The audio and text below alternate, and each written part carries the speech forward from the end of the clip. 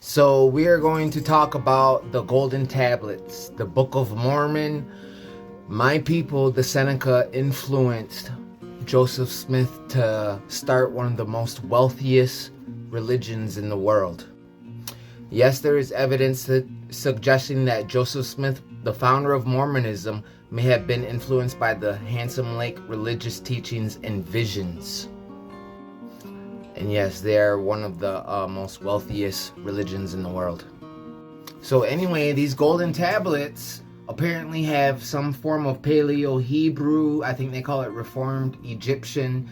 And it's a story talking about the bloodlines of Nephi and Jared and how they ended up becoming the Lamanites, and that Native Americans are Paleo-Hebrew or whatever, or among our ancestors are these Hebrews that fled Babylon and Jerusalem in two migrations and brought camels and bees with them to South America. It's a long story of this is where the belief that we're Hebrew and we're Israelites comes from. It doesn't come from black people. White people in the 1800s and 1700s and even the first explorers used to think that we were Middle Eastern, and it goes back to Columbus bringing native captives back to the church. They had to rewrite the Bible after they made contact with us. They had to elaborate more on the 10 lost tribes because that's who they thought we were.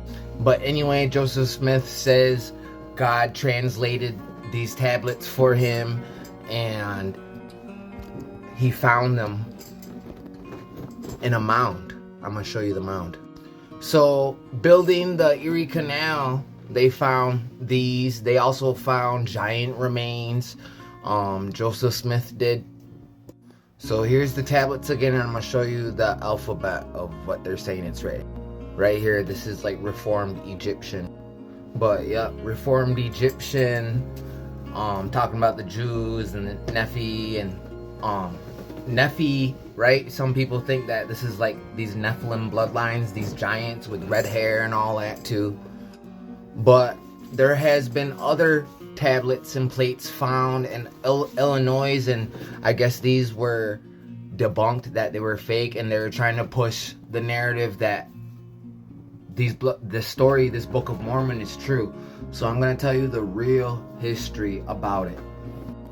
So actually, Joseph Smith wanted to do what Handsome Lake did for the Seneca, and what Handsome Lake did was he brought the good word Gaiwheel. He created a religion that the Haudenosaunee Six Nations still practice to this day. And that's what Joseph Smith did. He created a religion for his people.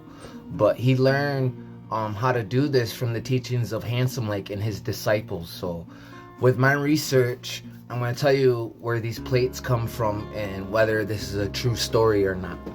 So the teller of the story goes on to outline melting of the gold paid Tonawanda Senecas by the British for their help during the War of 1812 into the tablets like Moses' commandments, a story that bears no resemblance to reports of thin brass plates found in construction of the Erie Canal during that generation.